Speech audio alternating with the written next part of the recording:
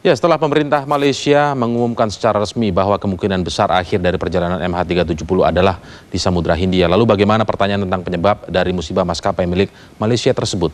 Keluarga penumpang di China memprotes keras dan menuding Malaysia sengaja menyembunyikan informasi sesungguhnya.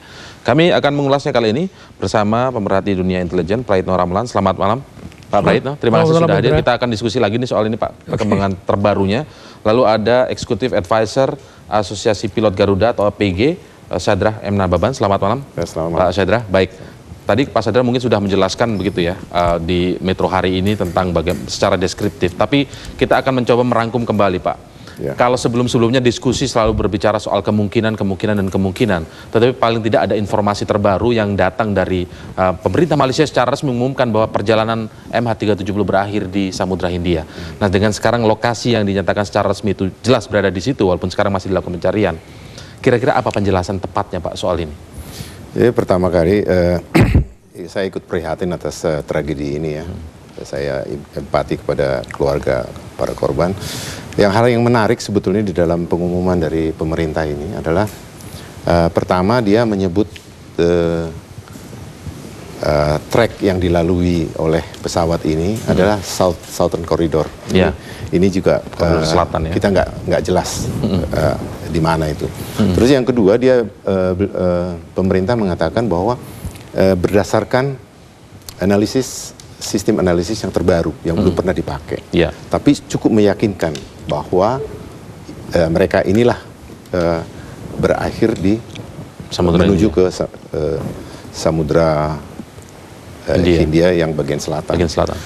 Tetapi ketika Perdana Menteri Malaysia mengumumkan berakhirnya penerbangan itu, sangat saya sayangkan atau belum diungkapkan adalah kapan. Jadi time frame. Kapan berakhirnya maksudnya? Time frame. Jadi time frame-nya gitu. Karena ini penting kita untuk memahami bahwa apakah pesawat itu terus-menerus terbang sampai ke titik itu, atau dia entah kemana dulu, iya kan?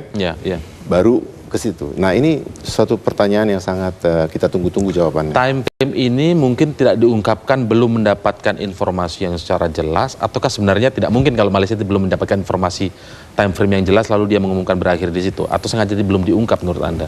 Ya, tentu ada alasan yang kuat kenapa itu belum diungkapkan. Mungkin masih menunggu satu atau dua serpihan bisa diperoleh, bisa diangkat, kemudian dipastikan benda itu, kemudian dibawa ke laboratorium metalurgi untuk dengan teori karbon nanti bisa ditentukan, oh dia jam berapa, lalu dicocokkan. Karena kan kalau hanya satu data itu kan kurang kuat. Jadi nanti kalau bisa dicocokkan dengan informasi dari satelit, kemudian juga informasi dari laboratorium, nah. Tapi kalau misalnya, kalau sudah misalnya seperti yang kemarin diumumkan secara resmi oleh Perdana Menteri Malaysia, logikanya apakah sebenarnya time frame ini sudah diketahui atau belum? Kira-kira menurut Anda? Ya mestinya sudah. Semestinya sudah. Semestinya sudah. Tapi mungkin ada pertimbangan lain untuk lebih pasti. Jadi diperlukan lagi alat bukti satu lagi gitulah kan. Oke, tadi alat bukti yang menurut Anda tadi bisa dilakukan untuk mengetahui time frame itu dari mana? Ketika satelit. Puing itu misalnya puing itu sudah ditemukan, lalu bisa diketahui waktu yang jelas begitu ya? Jadi dari serpian-serpian itu nanti bisa ditemukan jam berapa, jadi kayak forensik gitu, jam berapa dia meninggal kan gitu kan. Nah ini juga bisa ditentukan kapan dia pecahnya itu. Dari puing yang ditemukan itu bisa diteliti kapan, jam berapa tepatnya saat pesawat ini pecah begitu? Iya, jadi itu bisa ya, bisa. Jadi itu di laboratorium metalurgi saya kira di Indonesia juga ada, nggak terlalu susah itu, di mana-mana. Bahkan sampai sedetil itu ya, untuk waktu pecahan, sehingga dari situ bisa berangkat menjadi awal untuk mengetahui apa sebenarnya yang terjadi. Ketika lost contact terakhir jam berapa, kemudian pesawat misalnya pun kalau misalnya pecah juga bisa diketahui jam berapanya begitu ya. Dan pecahnya pesawat itu bisa bermacam-macam ya, nggak selalu akibat. Itu bisa diketahui penyebab pecahnya juga ya, dari situ ya, metalurgi itu ya. Iya. Jadi apakah dia memang karena impact dia menjadi pecah, apakah dia pecah di atas kemudian dia jatuh, apakah dia melebihi structural limitnya sehingga dia pecah di atas, macam-macam kemungkinan-kemungkinan yang terjadi. Baik, lalu ketika tempat ini sudah diketahui begitu Pak Prayit, sekarang saya ke Pak Prayit, karena beberapa kali kita diskusi soal pembajakan ini. sebelumnya kita membahas tentang kemungkinan kecil kemungkinan kalau memang itu arahnya adalah di di Samudra Hindia bagian selatan. Tapi ini sudah ditentukan secara resmi oleh pemerintah Malaysia berakhir di situ. Pertanyaannya apakah masih logis ini soal pembajakan? Jangan dijawab dulu Pak, nanti kita akan lanjutkan setelah jeda. Tetaplah bersama kami di Prime Time News.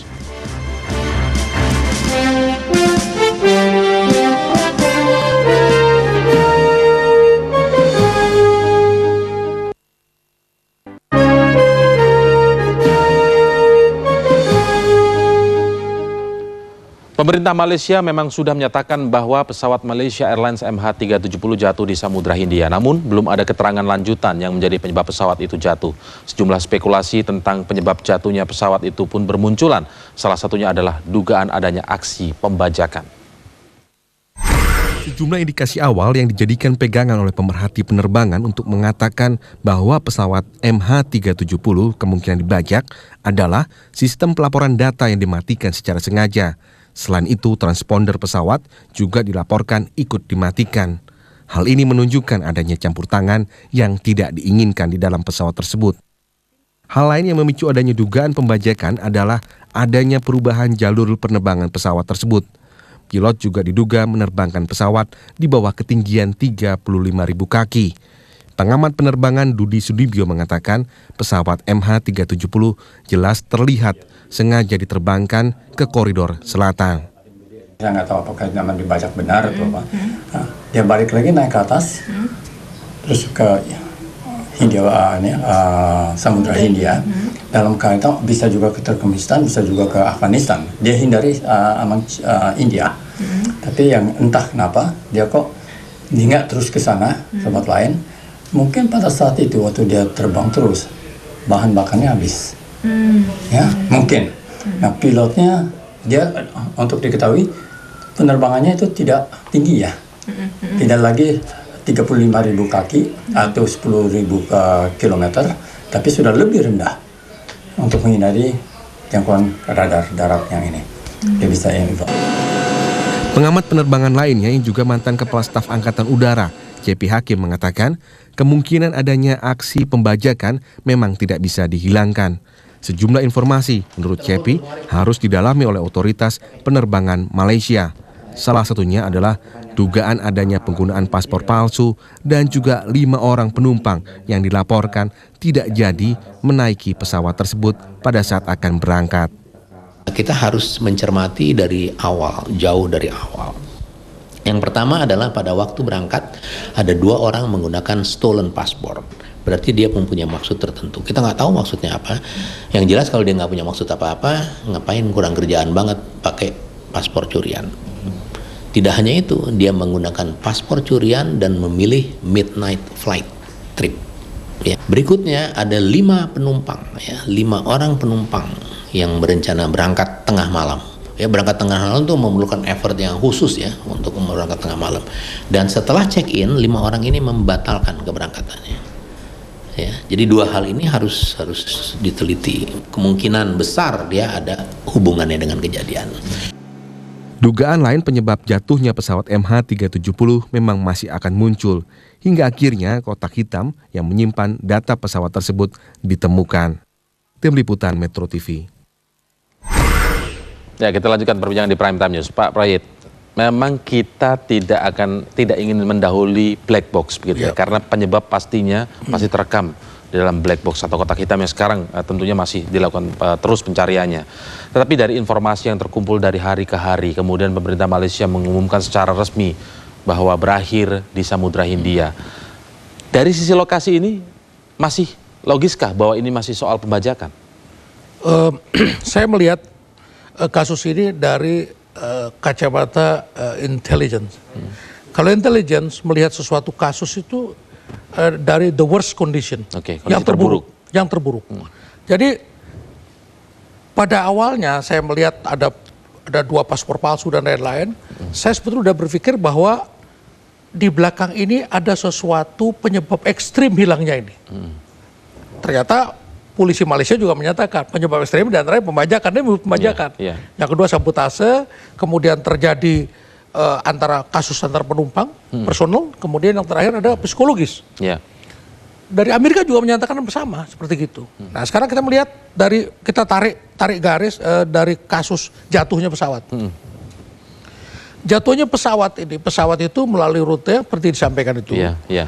Dia tidak motong wilayah Indonesia, karena tahu bahwa di Sumatera itu terdapat radar. Dia menghindari radar. Kalau setelah pesawat berbelok dari titik dia berbelok, dia bukan MH370. Kalau di Indonesia disebutnya dia adalah black flight. Black flight ya? Black flight. Jadi black flight penerbangan yang gelap. Sehingga diintersep oleh militer. Nah, Malaysia tidak mengintersep, membiarkan saja. Kemudian dia berbelok ke utara terus ke barat daya. Dari barat ke utara dikit terus ke barat daya. Artinya apa? Si pilotnya ini, yang menerbangkan itu tahu bahwa Indonesia itu keras dalam menangani masalah-masalah black flight ini. Ada beberapa kali kita mengintersep pesawat itu ya? Black flight diperintah mendarat karena harus ada 2 izin di Indonesia, flight approval dan flight clearance. Saya melihat setelah diadakan pemeriksaan, pengecekan, 227 penumpang clear. Clear menurut polisi dan menurut FBI clear. Artinya sekarang fokusnya kepada kru. Siapa di antara kru itu yang mampu menerbangkan dan merubah ini? Ternyata hanya kapten dan co-pilot saja yang bisa. Nah, kaitannya ke belakang lagi, tarik lagi. Kaptennya ini the worst condition the worst pemikiran. Kapten itu mempunyai sebuah alat simulator. Explain 10 namanya. Itu sistem operasinya dari Microsoft. Ternyata Explain 10 itu bisa mensimulasikan beberapa keadaan darurat dan untuk tempur. Untuk penerbangan tempur gitu ya? Artinya bagaimana pesawat itu bisa... Artinya si pilotnya ini sedang berlatih seperti itu? Berlatih seperti itu. Nah sekarang kita melihat ada beberapa informasi yang mengatakan belok, dia naik ke atas, dia turun ke bawah. Artinya kita bayangkan seperti tadi dikatakan Pak naik di atas ketinggian maksimum. Ketinggian maksimum 45.000, tiba-tiba dia turun. Itu kalau yang bisa hanya pesawat tempur saja, karena orang akan artinya nyambung maksudnya. Nah ini jadi ada sesuatu yang dilakukan itu, kemudian menghindari radar Indonesia, kemudian berputar. Tapi pertanyaan begini Pak, sebelum ini kan kita juga pernah mendiskusikan hal yang sama sebenarnya, tetapi menjadi pertanyaan ketika itu adalah informasi ketika ini diarahnya ke utara, mungkin menjadi masuk akal motifnya begitu ya, motif pembajakan atau motif dari terorisme itu misalnya. Tetapi kalau ini ke selatan menjadi tanda tanya besar, mana wilayah yang disasar? Nah pertanyaan saya tadi, kalau lokasinya kemudian sudah diumumkan secara resmi ada di selatan. Kenapanya? Nah, semakin jelas tidak ini pembajakan atau justru ini mementahkan sebuah aksi terorisme atau yang disebut pembajakan itu tidak harus meminta tuntutan. Tidak harus meminta tuntutan. Buktinya peristiwa 911 itu pesawat dibajak kan. Dibajak, tidak didaratkan, tidak minta tuntutan, tapi ditabrakkan. Kalau ini saya melihatnya pesawat itu dibajak, dibawa ke suatu tempat, dimasukkan ke dalam laut di tempat yang paling sulit dicari untuk menyembunyikan. Sekarang semua 28 negara yang mencari itu gundah sebetulnya ada apa di belakang ini. Di situ sebetulnya intinya. Ini adalah jadi tidak perlu menunggu klaim apa, kemudian tuntutan apa, seperti itu tidak perlu. 911 itu baru 4 tahun diakui oleh Osama bin Laden, oleh Al-Qaeda mengakui itu, itu saya yang menyerang gitu.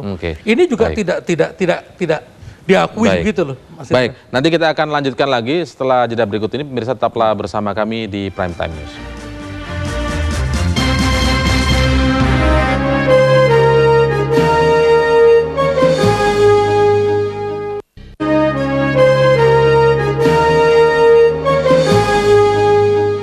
Baik, kita lanjutkan perbincangan di Prime Time News. Kita coba menarik beberapa kesimpulan dari beberapa diskusi sebelumnya juga gitu Pak Prait dan juga Pak Sadra. Kalau ini kemungkinannya adalah pembajakan, pertanyaan yang muncul kemudian mengapa sampai sekarang tidak muncul klaim, tidak muncul motif dan lain-lain seperti yang tadi saya tanyakan ke Pak Praitno. Tapi jika ini juga soal kecelakaan Pak, mengapa tidak ada kontak darurat saat itu? Kenapa tidak terpantau, katanya transpondernya juga mati? Ini menjadi pertanyaan mementahkan sebenarnya beberapa spekulasi tadi. Kalau Pak Sadra sendiri melihatnya seperti apa? Apakah sebenarnya bisa ditelusuri dulu sebenarnya Karena kami media belum pernah mendengar pengumuman resmi dari Malaysia soal kondisi ground handling, persiapan menjelang penerbangan itu. Sebenarnya seperti apa menurut Anda? Jadi ada dua hal yang sebetulnya saya ingin sampaikan. Pertama mengenai aviation safety. Ya. Jadi aviation safety itu harus keselamatan penerbangan ya. Keselamatan ya.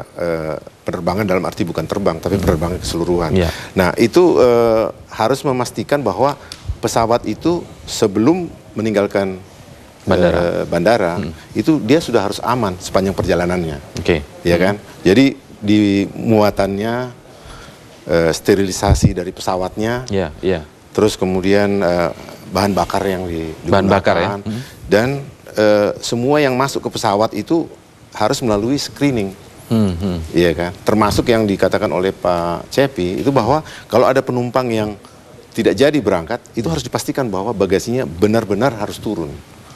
Tidak ikut dalam pesawat. Tidak ikut dalam pesawat itu. Terus yang saya katakan tadi bahwa sterilisasi itu dia harus dilihat dulu sebelum pesawat itu digunakan ke penerbangan ke Beijing ini. Sebelumnya dia ngapain itu pesawat? Apakah dia dipakai ke tempat lain dan apakah di tempat lain itu memang betul-betul steril? Iya kan? Jadi jangan ada yang ditanam kemudian nanti bisa diambil ketika dipakai di penerbangan berikutnya. Terus dari segi operasionalnya sendiri ya. Saya meyakini bahwa setiap pilot yang sudah, apalagi yang sudah berpengalaman ya, itu punya doktrin bahwa yang penting itu nomor satu adalah safety. Dan itu dijamin oleh undang-undang bahwa pilot in command itu bisa mengambil apa saja, bisa melanggar aturan lah dalam asal dia yakin bahwa itu adalah untuk safety, keselamatannya gitu. Jadi kalau dia, saya yakin itu gerakan-gerakan yang dilakukan oleh Malaysia 370 ini itu memang agak membingungkan dari segi handlingnya sendiri. Jadi saya malah lebih cenderung kepada bahwa dia melakukan itu atas tekanan. Atas tekanan ya. Tekanan. Bukan keadaan yang emergency dari pesawatnya sendiri. Kan karena misalnya emergency design kan ada pendapat yang begitu. Kira-kira kan menurut Anda apa analisa Anda kalau misalnya ground handling ini sendiri belum pernah diumumkan, kondisi ground handling ini belum pernah diumumkan oleh pemerintah Malaysia? Mungkin mereka membutuhkan waktu untuk itu, saya tidak mengerti. Tapi idealnya sebenarnya ini harusnya bisa diumumkan di awal justru. Justru itu, jadi kan mereka sampai kepada suatu pengumuman bahwa kemungkinan pesawat itu dibajak kan. Nah tentu salah satunya mungkin dari hasil-hasil yang itu tadi. Ada kelonggaran atau ada kecolongan begitu saat ground handling. Baik, gitu. Sekarang saya kembali ke Pak Praitno. Pak Praitno, hari ini ada tulisan di harian Daily Telegraph Inggris begitu yang menyebutkan bahwa ini sebenarnya aksi bunuh diri. Bagaimana Anda melihat ulasan ini? Aksi bunuh diri, saya setuju juga dengan tulisan itu. Kenapa? Di pesawat itu ada seorang yang mengemudikan pesawat, kemudian berakhir di sebuah lautan yang dalam. Sejak awal saya mengatakan, ini ada kaitan sangat besar kemungkinannya nih. Ada kaitan jaringan-jaringan teroris internasional yang mungkin juga seperti peristiwa 9/11. Bisa jadi seperti itu. Jadi ada orang-orang yang meyakini sesuatu. Dia sebagai instrumen pengadilan atau dia meninggalkan pesan. Kalau saya lebih cenderung ini kepada meninggalkan pesan. Kalau pemerintah Malaysia sejauh ini menyatakan dua kru dalam arti pilot dan juga co-pilot ini bersih dari jaringan ekstremis apapun begitu. Pihak Malaysia mengklaim seperti itu. Bagaimana Anda menilai ini? Dan mereka memunculkan bahwa kemungkinan besar yang terjadi juga adalah kebakaran dalam pesawat sehingga asap itu membuat pilot dan kopilot itu tidak sadarkan diri sehingga sempat berbelok ke Langkawi dengan tujuan pilot itu sebenarnya untuk mendaratkan pesawat secara darurat di bandara terdekat yaitu di Langkawi. Tapi kemudian setelah karena asap yang begitu pekat terjadi tidak sadarkan diri lalu pesawat akhirnya sampai ke Samudra Hindia bagian selatan. Saya kira saya kurang sependapat dengan pendapat itu karena ini pesawatnya melakukan manuver-manuver yang terlihat aneh. Dikemudikan. Jelas dilakukan begitu ya? Jelas dilakukan.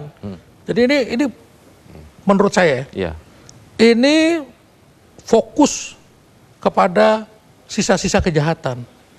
Jadi kejahatan itu tidak ada yang sempurna. lebih bagus pemerintah Malaysia itu langsung lebih mendalami lagi Jejak apa yang ditinggalkan? jejak apa yang ditinggalkan dari krunya ini. Kalau saya lebih cenderung ke kru. Karena apa? Suatu operasi, kalau ini operasi besar, operasi intelligence itu ada yang namanya cover name, ada yang namanya cover story. Yang lebih saya khawatirkan satu, dia punya simulator rumah. Simulator itu betul-betul simulator yang canggih. Apakah bukan tidak mungkin dia pernah melatih beberapa orang untuk bisa menerbangkan pesawat? Khawatirnya akan melakukan hal serupa. Hal serupa. Jadi ini justru ini yang sekarang dikhawatirkan oleh banyak negara. Jadi salah satu yang ditunggu juga menurut Anda harusnya adalah hasil dari file yang sempat dihapus dari simulator itu. Itu harusnya seperti itu. Kemudian jaringan di belakangnya. Siapa ya orang yang berhubungan? Ini mesti didalami. Baik. Oke, baik. Terakhir penutup Pak Sadra. Iya, kalau saya mungkin berbeda pendapat ya. Jadi saya masih meyakini bahwa fungsi pilot di sana masih berjalan. Jadi mereka akan melakukan upaya maksimal untuk menyelamatkan pesawatnya dan penerbangannya. Bahwa dia tidak bisa melakukan itu pasti ada hal-hal lain, ya kan. Jadi harusnya ke arah situ. Tapi kita bersabarlah untuk menunggu bahwa. Tapi ada elemen yang mungkin kita tidak sama dengan waktu Amerika diserang oleh Jepang di tahun 41. Mereka nggak pikir bahwa itu bisa terjadi. Kemudian 60 tahun kemudian tahun 2001 ada Al-Qaeda bisa meledakkan menggunakan pesawat sipil dan sebagainya. Itu juga tidak pernah terpikirkan sebelumnya. Nah, hari-hari ini juga kita mungkin belum terpikirkan ke arah mana gitu Yang di kemudian hari polanya belum terlihat jelas. Belum terlihat. Kemudian karena dari kejadian ini nanti baru suatu saat kita akan mengatakan, kok ternyata bisa terjadi ya kan. Gitu. Baik, kita sambil menunggu bagaimana pesawat pencari itu nanti akan benar-benar menemukan bukti otentiknya, belum secara virtual saja begitu ya, walaupun sudah resmi diumumkan oleh pemerintah Malaysia. Terima kasih Pak Sadra, Pak Reto telah bergabung bersama kami. Nanti kita mungkin juga masih akan mengulas lagi tentang topik ini sampai ditemukan bukti otentiknya. Terima kasih. Dan Prime Time News masih akan segera kembali dengan informasi masih terkait dengan MH370. Duka begitu mendalam dirasakan keluarga penumpang MH370. Saat lagi bersama rekan saya Eva Julianti.